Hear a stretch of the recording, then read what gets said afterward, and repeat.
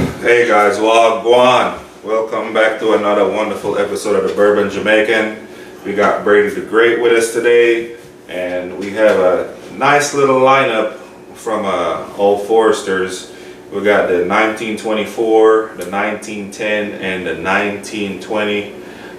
These are some pretty good bourbons. The 1924 dropped, was it late last year, early this year? Yeah, early this year. So we have something unique. We're not going to blind them, but we are going to kind of go over a little bit about them. Yeah, so I was telling Sheldon I had seen a lot of people doing reviews on the 1924. We did one also. Check it out if you haven't seen it. And a lot of people were commenting on some other videos, and I'd seen some stuff online and Reddit and stuff like that where they were saying that the 1924 felt like it didn't have enough proof to it, or it didn't have enough character, so they were blending it. So I said to Sheldon, that's a really good idea. We've never done home blends before, so we're going to sample the 1924 by itself, and then a 1-to-1 blend of the 1924 with the 1910, and then we also have a 1-to-1 blend of the 1924 to the 1920. So the one with the 1910 will add a little bit more oak, a little more sweetness, but it'll lower the proof. It should be around that 97 proof mark, and then with the 1920, it's gonna bump it up in proof. So it'll probably be closer to the 110, 108, somewhere around there. Yeah. So very curious to see how this goes. All right. Well, I have had this, and I think it was exceptional, but at the price, they probably could come down right at $100 for it versus what it was selling for when it first came out. It did come down in price a little bit. So something I was gonna plan on doing, I'd recommend we should take a sip of the 24 and then the 10 and then back to the 24 and then the 20, so you constantly have a control. all right. It just like last time we had it. It's sweet on the nose to me. It's like banana brown sugar, but it's not popping out of the glass.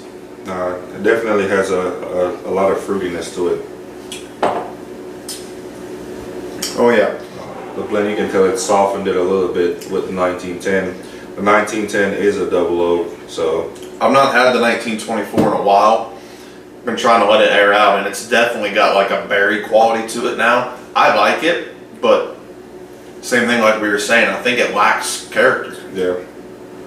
I think. Oh, this nose on the blend with the 1910. Yeah. It's like popping out of the glass with sweetness. Yeah.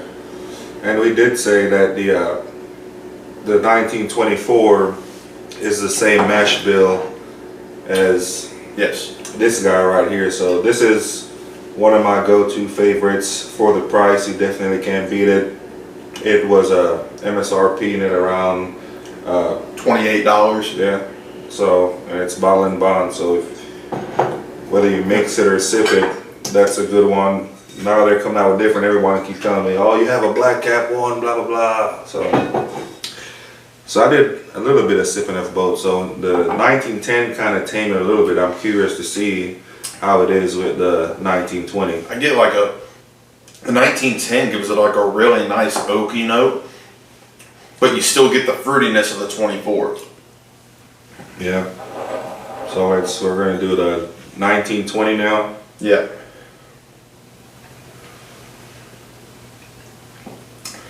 It's definitely got the most ethanol on the nose so far, which is expected. And very warm Kentucky hug for sure. This one surprisingly has a lot of oak to it too as well. Pretty interesting. This one, oh man, 1920 to me always has like a banana bread note to it. I 100% get the banana bread, and then I get the really nice oak finish. Oak from the 1924. I think the 1910 is sweeter, but the blend with the 1920 is definitely more complex, and you notice it's got more proof to it. I really like the blend with the 1920. Yeah, I do too. Surprisingly, I'm not always for the higher proofs, but this one seemed to be pretty well balanced. Yeah. And then going back to the 24, I'm starting to get more of that banana on it. I don't know if because I just tasted it on the 20, but definitely smelling it. Almost like a banana pudding. But then on the palate, it's got a really nice oak note and fruit, but the finish is short to me. It's not super complex. And that's why it's disappointing to me. It's not a bad bourbon by any means, but when you make it $115 and the 1910 is 55 and the 1920 is 65, it's like, is it that much better? Especially when you use one of those to blend with it to even make it better.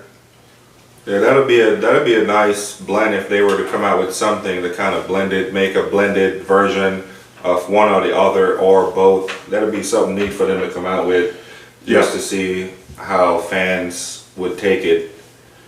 Yeah, it's really unheard of for Old Forester to do age-stated products like this. The birthday bourbon and the President's Choice are the only two they do. Yeah. So I think that's why everybody got so excited, was it just says 10-year on the bottle. But I mean, I would take the 1920 over this, and the 1910 depends on the mood, because I like double oak, but I don't always want it. Yeah, I like double oak. Double oak, like I said, as far as having a good cigar, that oak kind of balance out with the tobacco. So for me, I definitely would have went with the 1910. Yeah. So what was your favorite blend of the three? I think the one with the 1920, surprisingly, like I said, it packs a warm hug, but it balances out so well. Yeah. I just went back to I did all three and then circled back to the 24 and then back to the 10. The blend with the 10. The blend with the 1910 to me is a little bitter, because the 1910 is really oaky to begin with, and then the 24 is really oaky as well. It kind of overpowers it with the 1920 and 1924 blend. It's like really complex, and I like it a lot. Those mesh, I think that's the best mesh For sure. out of the two. If you've had either of these, drop something in the comment. Let us know if you've blended them. Drop something in the comment. We talked about dropping in another Old Forester's, which is a rye, but that probably would have put a different twist with the rye spice. But For sure. Maybe one day we'll just sip and see how it is, and probably then bring y'all a quick little review on what we think. Yeah. But if you're made it this far in the video, man, if you're new to the channel, subscribe, like, share, comment. Returning viewers, we always appreciate you coming back and showing us love and support. But you've had us talk about these, and we gave you the MSRP on them. For the price, you can't really beat it. And that was our blend of Old Foresters. I hope you enjoy. Thanks, guys. Like I said earlier, we've never done blends before, so if there's any other blends of any product, let us know what you guys think. I've read comments on other videos about a lot of other blends with Russell's and Wild Turkey and Elijah Craig and a lot of other different products. So if you guys have any good blends that you like at home, let us know. There you have it. Thanks for watching. Thanks. Peace out.